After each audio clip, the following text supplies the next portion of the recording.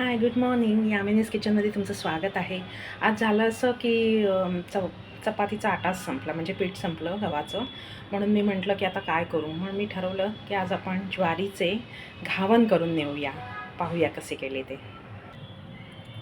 सरळ 2 वाट्या ज्वारीचं पीठ घेतलं आणि त्यात 3-3.5 वाट्या पाणी टाकलं. ते 1 तास भिजू दिलं मी.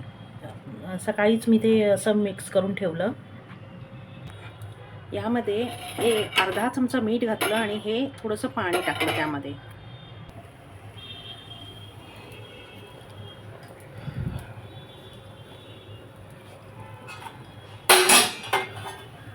त्याच्यावर झाकण ठेवते. ताट उलटं ठेवलं, गॅस मोठा केला.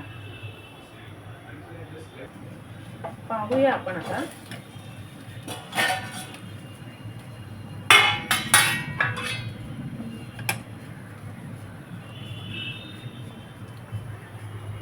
हे ह्या तऱ्हेने झालेलं आहे. याच्या कडा सुटतात.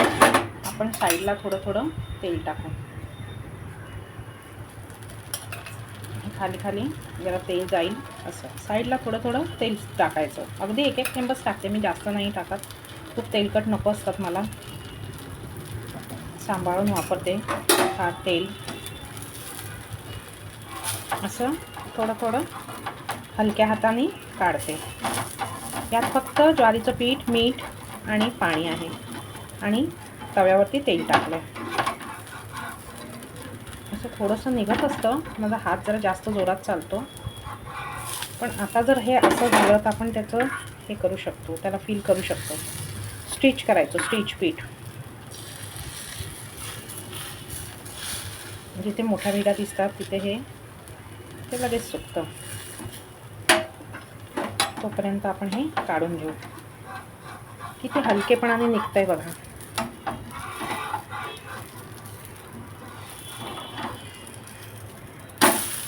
पाहिलं किती छान झाला आहे. अशा रीतीने हा इझिली निघतो. घावन हे इझिली निघतं आणि आपण हे छान शेकवायचं. तुम्हाला हवं असेल तर तुम्ही थोडंसं तेल चवीपुरतं टाकू शकता. आता मी हे ऑफिसलाच नेणार आहे. ज्वारीचे जास्त त्रास नाही. ज्वारीचं पीठ दळून आणलं की तुम्ही ते डब्यात भरून ठेवा आणि जेव्हा लागेल तेव्हा काढायचं. 1 कप 2 कप त्यात पाणी मिसळायचं. म्हणजे हे असं सरसरीत झालं पाहिजे. खूप पातळ नाही, पण जरासं जाड, किंचित जाड. जास्त जाड नको, पण हे तव्यावर घालता आलं पाहिजे. तर हे वरूनच घालायचं, म्हणजे छान झालरीसारखी त्याला जाळी पडते. हे बघा, गॅस बारीक केला. आता मी हे जाळीवर इथे काढून ठेवते. हे पहा, या प्रकारे. आता हे थोडं थंड झालं ना की मग मी त्याची अशी घडी करेन आणि साईडला ठेवेन, जसे ह्या घड्या ठेवल्यात. परत थोडं तेल टाकते आणि आता तुम्ही बघाल त्याच्यावर मी हे मिठाचं पाणी टाकते शक्यतो. आणि हे पटापट संपतात. किंवा कांदा लावायचा सुरीला आणि त्या कांद्याने फिरवायचा. कांद्यानेही चांगले निघतात. आता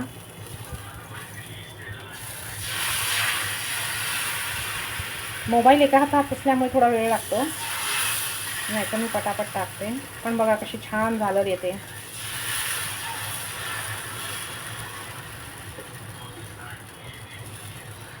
त्याला गोल आकार द्यायचा.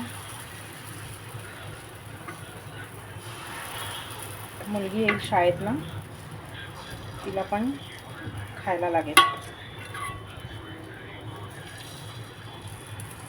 तिची परीक्षा चालू आहे. तर अशा रीतीने हा डोसा आपण केला. त्याच्यावर मी जास्त काही चमचा फिरवत नाही. असं हे आता ते फाटू शकतं ना, म्हणून. फार नाजूक असतं. नाजूक दिल होता है, टूटता है. आता मी त्याला झाकण ठेवते आणि गॅस फास्ट करते. तोपर्यंत आपली मधली कामं करत राहायचं. ओटा पुसायचा, जे काही छोटी भांडी असतात ती घासायची, डबा भरायचा, अशी बारीक कामं करू शकतो आपण.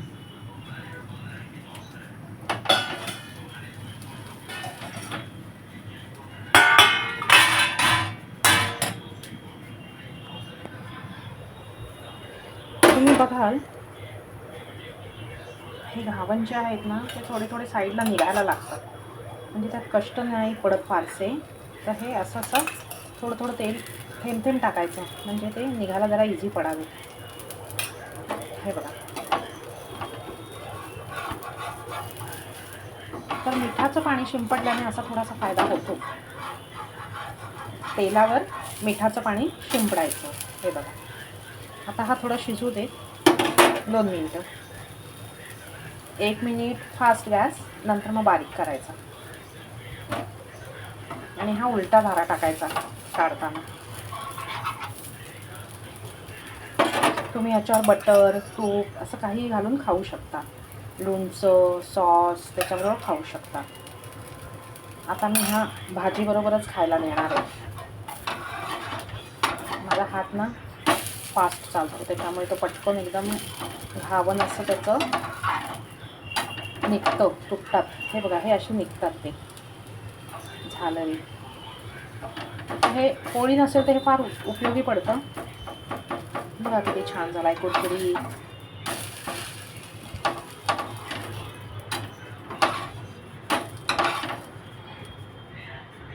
बघा कसं झालं. हे बघा. माझ्या चॅनलला लाईक, शेअर आणि सबस्क्राईब करा please. Thank you very much. Bye. Good day.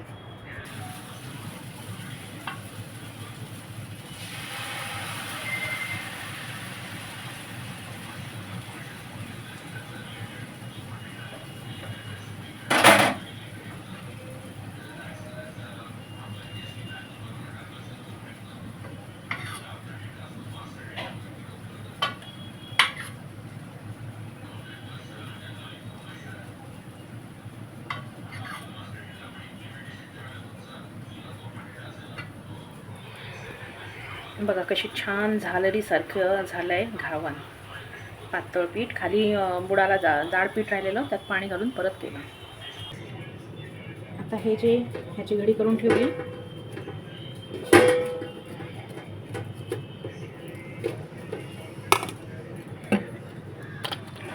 हे पहा.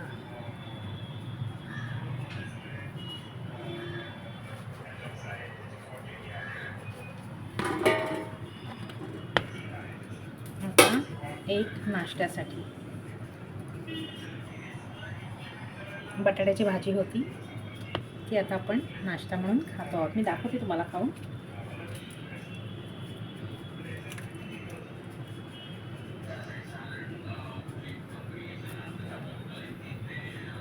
छान झाले, मस्त कुरकुरीत एकदम. आवाज येतो का तुम्हाला? ज्वारीचे घावन.